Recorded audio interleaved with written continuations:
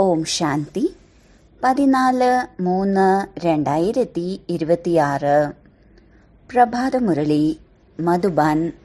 മധുരമായ കുട്ടികളെ, പതിതരെ പാവനമാക്കി മാറ്റുന്ന പാർട്ട് അഭിനയിക്കുന്ന നമ്പർ 1 അഭിനേതാവ് ഒരു ബാബ മാത്രമാണ്. ബാബയെപ്പോലുള്ള പാർട്ട് അഭിനയിക്കാൻ മറ്റാർക്കും സാധിക്കില്ല. ചോദ്യം: സന്യാസിമാരുടെ യോഗം ഭൗതികമായ യോഗമാണ്. ആത്മീയ യോഗം ബാബ മാത്രമാണ് പഠിപ്പിക്കുന്നത്. എങ്ങനെ? ഉത്തരം: സന്യാസിമാർ ബ്രഹ്മതത്വത്തെ ഓർമ്മിക്കാനാണ് പഠിപ്പിക്കുന്നത്. എന്നാൽ ബ്രഹ്മതത്വം വസിക്കാനുള്ള സ്ഥാനമാണ്. അതിനാൽ അത് ഭൗതികമായ യോഗമായി മാറി. തത്വത്തെ ഏറ്റവും ഉയർന്നത് അല്ലെങ്കിൽ പരമമായത് എന്ന് പറയാൻ സാധിക്കില്ല. നിങ്ങൾ കുട്ടികൾ പരമാത്മാവിനോടൊപ്പമാണ് യോഗം വയ്ക്കുന്നത്. അതുകൊണ്ട് നിങ്ങളുടെ യോഗം ആത്മീയ യോഗമാണ്. ഈ യോഗം ബാബയ്ക്ക് മാത്രമേ പഠിപ്പിക്കാൻ സാധിക്കുകയുള്ളൂ. മറ്റൊരാൾക്കും പഠിപ്പിക്കാൻ സാധിക്കില്ല. എന്തുകൊണ്ടെന്നാൽ ബാബ തന്നെയാണ് നിങ്ങളുടെ ആത്മീയ പിതാവ്. ഗീതം: അങ്ങ് സ്നേഹത്തിന്റെ സാഗരനാണ്. ഓം ശാന്തി. കുട്ടികളെ, ഒരുപാട് പേർ ഓം ശാന്തി എന്ന് പറയാറുണ്ട്.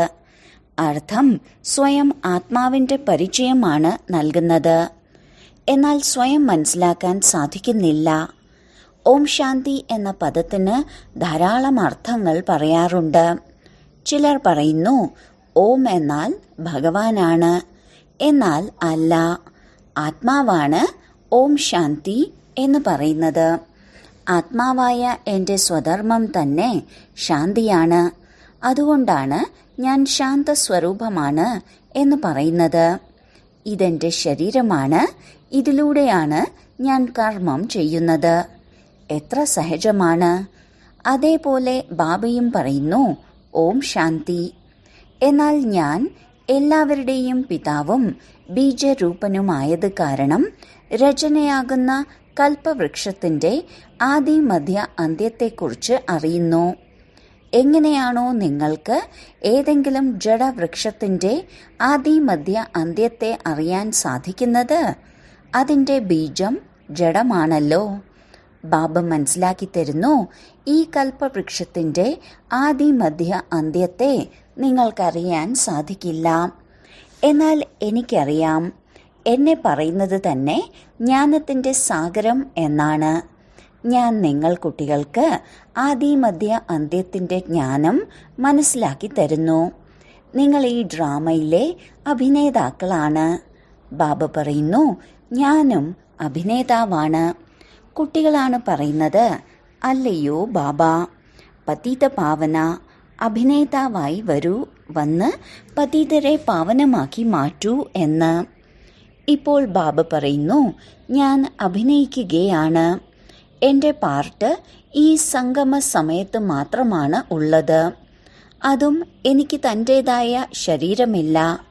ഞാൻ ഈ ബ്രഹ്മാവിൻ്റെ ശരീരത്തിലൂടെയാണ് അഭിനയിക്കുന്നത്. എൻ്റെ പേര് ശിവനെന്നാണ്. കുട്ടികൾക്കല്ലേ മനസ്സിലാക്കി കൊടുക്കൂ. വാനരന്മാരുടെയോ മൃഗങ്ങളുടെയോ പാഠശാല ആയിരിക്കില്ലല്ലോ. എന്നാൽ ബാബ പറയുന്നു 5 വികാരങ്ങൾ കാരണം മുഖം മനുഷ്യനെ പോലെയാണെങ്കിലും കർത്തവ്യം വാനരന്മാരെ പോലെയാണ്. കുട്ടികൾക്ക് ബാബ മനസ്സിലാക്കി തരുന്നു, എല്ലാവരും സ്വയത്തെ പതിതരെന്ന് പറയുന്നുണ്ട്. എന്നാൽ നമ്മെ പതിതരാക്കി മാറ്റുന്നത് ആരാണെന്നും പിന്നീട് ആരാണ് വന്ന് പാവനമാക്കി മാറ്റുന്നതെന്നും അറിയില്ല. പതിത പാവനൻ എന്ന് വിളിക്കുന്നത് ആരെയാണ്? ഒന്നും മനസ്സിലാക്കാൻ സാധിക്കുന്നില്ല. നമ്മൾ എല്ലാവരും അഭിനേതാക്കളാണെന്ന് പോലും മനസ്സിലാക്കുന്നില്ല.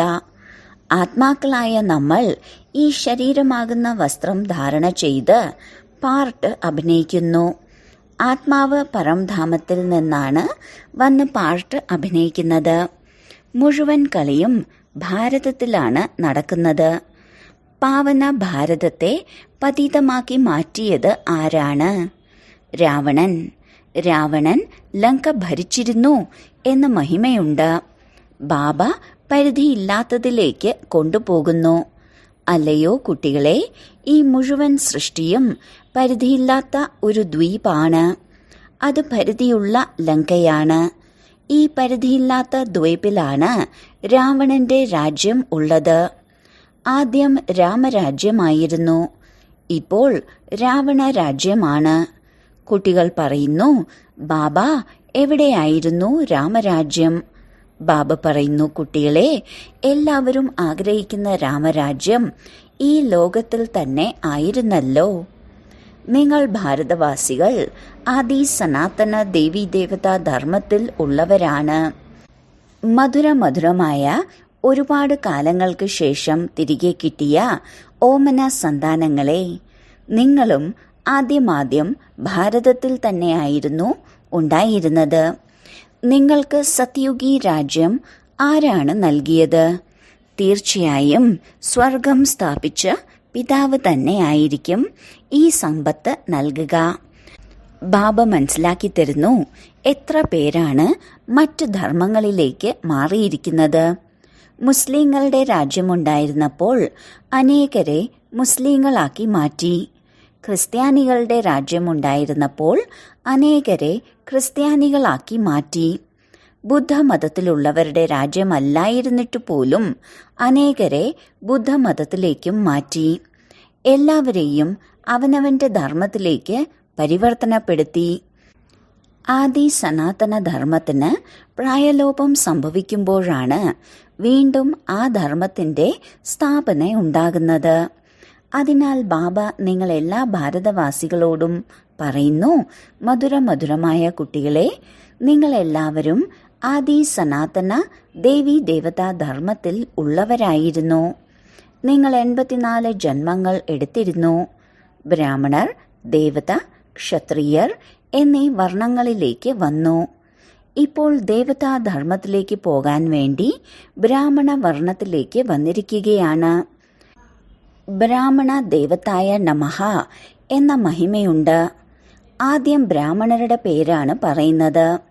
കാരണം ബ്രാഹ്മണർ തന്നെയാണ് ഭാരതത്തെ സ്വർഗമാക്കി മാറ്റിയത്. ഇത് ഭാരതത്തിലെ പ്രാചീന രാജയോഗമാണ്. ഗീതയിൽ വർണ്ണിച്ചിട്ടുള്ള ആദ്യത്തെ രാജയോഗമാണ്. ഗീതയിലെ യോഗം ആരാണ് പഠിപ്പിച്ചത്? ഇത് ഭാരതവാസികൾ മറന്നുപോയി. ബാബ മനസ്സിലാക്കി തരുന്നു, കുട്ടികളെ, ഞാനാണ് രാജയോഗം പഠിപ്പിച്ചത്. ഇതാണ് ആത്മീയ യോഗം. മറ്റെല്ലാം ഭൗതികമായ യോഗമാണ്. സന്യാസിമാരെല്ലാവരും ബ്രഹ്മത്തെ ഓർമ്മിക്കുന്ന ഭൗതികമായ യോഗമാണ് പഠിപ്പിക്കുന്നത്. അത് തെറ്റാണ്. ബ്രഹ്മതത്വം വസിക്കുന്ന സ്ഥലമാണ്. അതിനെ ഒരിക്കലും പരമാത്മാവെന്ന് പറയില്ല. ബാബയെ മറന്നുപോയി, നിങ്ങളെയും മറന്നുപോയി. നിങ്ങൾ തന്റെ ധർമ്മത്തെ മറന്നുപോയി. ഇതും ഡ്രാമയിൽ അടങ്ങിയിട്ടുണ്ട്. വിദേശത്തൊന്നും യോഗമുണ്ടായിരുന്നില്ല. ഭാരതത്തിൽ തന്നെയാണ് ഹഠയോഗവും രാജയോഗവും ഉള്ളത്. നിവൃത്തി മാർഗത്തിലുള്ള സന്യാസിമാർക്കും രാജയോഗം പഠിപ്പിക്കാൻ സാധിക്കില്ല. അറിയുന്നവർക്ക് മാത്രമേ പഠിപ്പിക്കാൻ സാധിക്കുകയുള്ളൂ. രാജ്യപദവി പോലും ഉപേക്ഷിച്ച് സന്യാസം സ്വീകരിക്കുന്നവരുണ്ട്. ഗോപിചന്ദ് രാജാവിന്റെ ഉദാഹരണമുണ്ടല്ലോ. രാജ്യപദവി ഉപേക്ഷിച്ച് കാട്ടിലേക്ക് പോയി. അവരുടെയും കഥയുണ്ട്. സന്യാസിമാർ രാജ്യപദവി ഉപേക്ഷിക്കാൻ പറയുന്നവരാണ്. പിന്നെ അവർക്കെങ്ങനെയാണ് രാജയോഗം പഠിപ്പിക്കാൻ സാധിക്കുന്നത്? ഈ സമയം മുഴുവൻ വൃക്ഷവും ജീർണിച്ചു പോയിരിക്കുകയാണ്. ഇപ്പോൾ വീണുപോയ പോലെയാണ്. ജീർണിച്ചുപോയ ഏതൊരു വൃക്ഷമാണെങ്കിലും അവസാനം അതിനെ താഴേക്ക് വീഴ്ത്തുക തന്നെ വേണം. അതുപോലെ ഈ മനുഷ്യ സൃഷ്ടി വൃക്ഷവും തമോ പ്രധാനമാണ്. ഇതിലൊരു സാരവുമില്ല. ഇതിന്റെ വിനാശം തീർച്ചയായും സംഭവിക്കും. വിനാശത്തിന് മുൻപ് തന്നെ ആദി സനാതന ദേവീദേവതാ ധർമ്മത്തിന്റെ സ്ഥാപന സംഗമയുഗത്തിൽ ചെയ്യണം. സത്യയുഗത്തിൽ ആരും ദുർഗതിയിലുള്ളവരില്ല. വിദേശത്ത് ചെന്ന് യോഗം പഠിപ്പിക്കുന്നവരുണ്ട്. എന്നാൽ അത് ഹഠയോഗമാണ്. ജ്ഞാനം അല്പം പോലുമില്ല. അനേക പ്രകാരത്തിലുള്ള ഹഠയോഗമുണ്ട്. ഇതാണ് രാജയോഗം. ഇതിനെ ആത്മീയ യോഗമെന്നാണ് പറയുന്നത്. അതെല്ലാം തന്നെ ഭൗതികമാണ്. മനുഷ്യർ തന്നെയാണ് മനുഷ്യരെ പഠിപ്പിക്കുന്നത്. ബാബ കുട്ടികൾക്ക് മനസ്സിലാക്കി തരുന്നു, ഞാൻ നിങ്ങൾക്ക് ഒരു തവണ മാത്രമാണ് ഈ രാജയോഗം പഠിപ്പിക്കുന്നത്. മറ്റാർക്കും ഒരിക്കൽ പോലും ഇത് പഠിപ്പിക്കാൻ സാധിക്കില്ല. ആത്മീയ അച്ഛൻ ആത്മീയ കുട്ടികൾക്ക് പഠിപ്പിക്കുന്നു, എന്നെ ഓർമ്മിക്കൂ, എന്നാൽ നിങ്ങളുടെ എല്ലാ പാപങ്ങളും ഇല്ലാതാകും. ഹഠയോഗികൾക്ക് ഒരിക്കലും ഇങ്ങനെ പറയാൻ സാധിക്കില്ല. ബാബ ആത്മാക്കൾക്കാണ് മനസ്സിലാക്കി തരുന്നത്. ഇത് പുതിയ കാര്യമാണ്. ബാബ നിങ്ങളെ ഇപ്പോൾ ദേഹി അഭിമാനിയാക്കി മാറ്റുകയാണ്. ബാബയ്ക്ക് ദേഹമില്ല. ഈ ബ്രഹ്മാവിന്റെ ശരീരത്തിലേക്ക് വന്ന് ഇദ്ദേഹത്തിന്റെ പേര് മാറ്റുന്നു. എന്തുകൊണ്ടെന്നാൽ ഇവർ മർജീവയാണ്. എങ്ങനെയാണോ ഗൃഹസ്ഥികൾ സന്യാസികളായി മാറുമ്പോൾ മർജീവ ആയി ഗൃഹസ്ഥാശ്രമം ഉപേക്ഷിച്ച് നിവൃത്തി മാർഗം സ്വീകരിക്കുന്നത്, അതുപോലെ നിങ്ങളും മരിച്ചു ജീവിക്കുന്നതിലൂടെ പേര് മാറ്റുന്നു. തുടക്കത്തിൽ എല്ലാവർക്കു വേണ്ടിയും പേരുകൾ കൊണ്ടുവന്നിരുന്നു. പിന്നീട് ആശ്ചര്യത്തോടെ കേട്ട് പറഞ്ഞുകൊടുത്ത് ഓടിപ്പോയപ്പോൾ പേരിടുന്നത് നിർത്തി. അതിനാൽ ഇപ്പോൾ ബാബ പറയുന്നു, ഞാൻ പേര് വെച്ച് പിന്നീട് നിങ്ങൾ ഓടിപ്പോയാൽ എല്ലാം വ്യർത്ഥമാകില്ലേ? ആദ്യം വന്നവർക്ക് വെച്ച പേരുകളെല്ലാം വളരെ മനോഹരമായിരുന്നു. ഇപ്പോൾ പേര് വെക്കുന്നില്ല. പേര് വെക്കണമെങ്കിൽ അതിനെ നിലനിർത്തുകയും വേണം. ഒരുപാട് പേർക്ക് പേര് വെച്ച് പിന്നീട് അവരെല്ലാം ബാബയെ ഉപേക്ഷിച്ചു പോയി. അതിനാൽ ഇപ്പോൾ പേര് മാറ്റുന്നില്ല. ബാബ മനസ്സിലാക്കി തരുന്നു, ഈ ജ്ഞാനം ക്രിസ്ത്യാനികളുടെ ബുദ്ധിയിലും ഇരിക്കും. ഭാരതത്തിലെ യോഗം നിരാകാരനായ ഭഗവാൻ തന്നെ വന്നാണ് പഠിപ്പിച്ചത്. ഇത്രയും മനസ്സിലാക്കും. ബാബയെ ഓർമ്മിക്കുകയാണെങ്കിൽ തന്റെ പാപം ഭസ്മമാകുന്നു. തന്റെ വീട്ടിലേക്കും പോകുന്നു. ആരാണോ സനാതന ധർമ്മത്തിൽ നിന്ന് മറ്റ് ധർമ്മങ്ങളിലേക്ക് പരിവർത്തനപ്പെട്ടവർ അവർ മാത്രം നിലനിൽക്കും. നിങ്ങൾക്കറിയാം, ഒരു മനുഷ്യന് മറ്റൊരു മനുഷ്യന്റെ സദ്ഗതി ചെയ്യാൻ സാധിക്കില്ല. ഈ ദാതയും മനുഷ്യനാണ്. ഇദ്ദേഹവും പറയുന്നു, എനിക്ക് ആരുടെയും സദ്ഗതി നടത്താൻ സാധിക്കില്ല. ബാബ തന്നെയാണ് നമ്മെ പഠിപ്പിക്കുന്നത്. ഓർമ്മയിലൂടെ മാത്രമേ നിങ്ങൾക്ക് സദ്ഗതി ഉണ്ടാകൂ. ബാബ പറയുന്നു, കുട്ടികളെ, അല്ലയോ ആത്മാക്കളെ, എന്നോടൊപ്പം യോഗം വയ്ക്കൂ, എന്നാൽ നിങ്ങളുടെ വികർമ്മം വിനാശമാകും. നിങ്ങൾ ആദ്യം സ്വർണിമ യുഗത്തിൽ വളരെ പവിത്രമായിരുന്നു. പിന്നീടാണ് കറ പറ്റിയത്.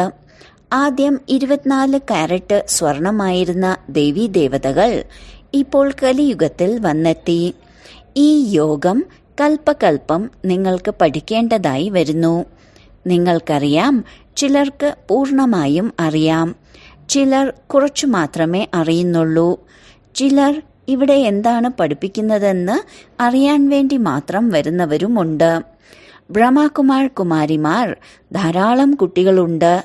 ഇത്രയും കുട്ടികളുണ്ടെങ്കിൽ തീർച്ചയായും പ്രജാപിത ബ്രഹ്മാവ് ഉണ്ടായിരിക്കുമല്ലോ. എന്തെങ്കിലും തീർച്ചയായും ഉണ്ടായിരിക്കും.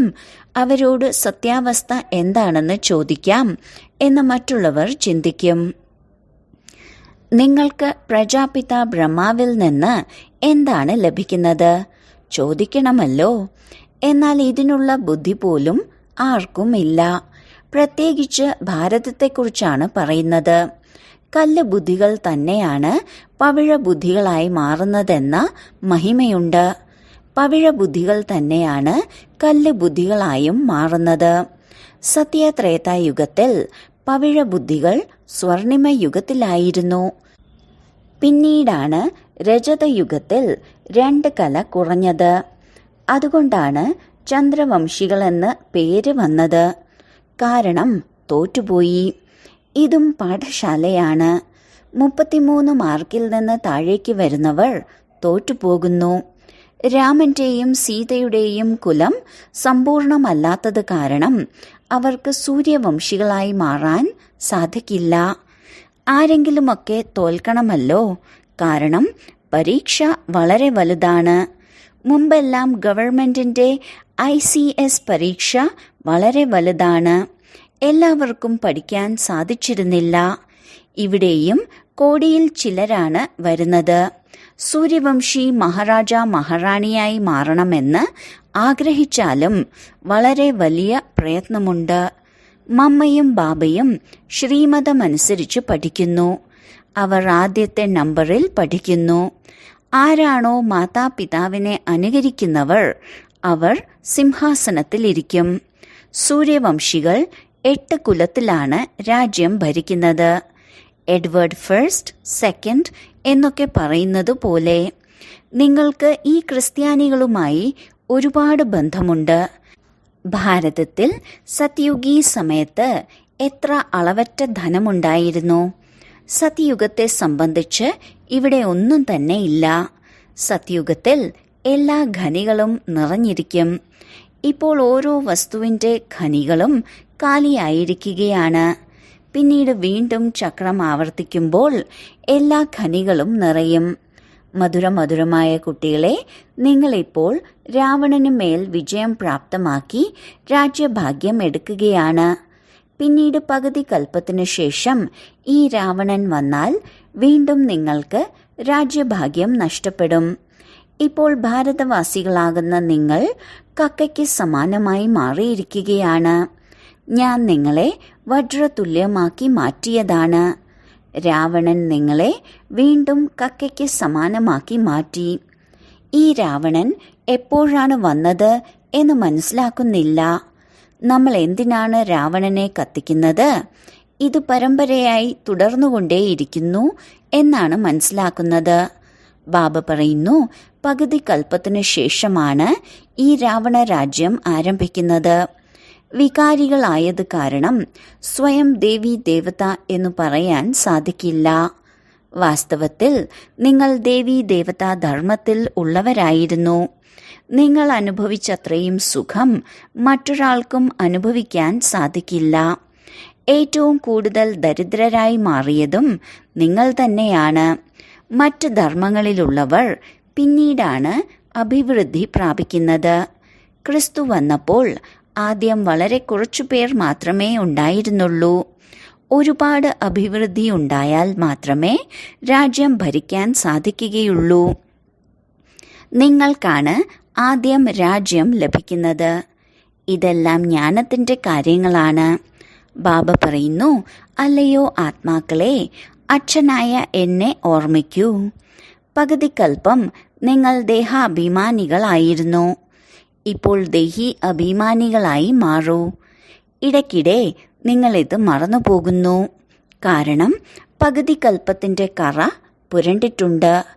ഈ സമയം നിങ്ങൾ ബ്രാഹ്മണർ കുടുംബികളാണ്. നിങ്ങളാണ് ഏറ്റവും ഉയർന്നത്. സന്യാസിമാർ ബ്രഹ്മത്തെ ഓർമ്മിക്കാറുണ്ട്, എന്നാൽ അതിലൂടെയൊന്നും വികർമ്മം വിനാശമാകുന്നില്ല. ഓരോരുത്തർക്കും തീർച്ചയായും സതോ രജോ തമോയിലേക്ക് വരിക തന്നെ വേണം. തിരിച്ചാർക്കും പോകാൻ സാധിക്കില്ല. എല്ലാവരും തമോ പ്രധാനമായി മാറുമ്പോഴാണ് ബാബ വന്ന് എല്ലാവരെയും സതോ പ്രധാനമാക്കി മാറ്റുന്നത്. അർത്ഥം എല്ലാവരുടെയും ജ്യോതി തെളിയുന്നത്. ഓരോ ആത്മാവിനും തന്റേതായ പാർട്ട് ലഭിച്ചിട്ടുണ്ട്. നിങ്ങൾ ഹീറോ ഹീറോയിൻ പാർട്ടുധാരികളാണ്.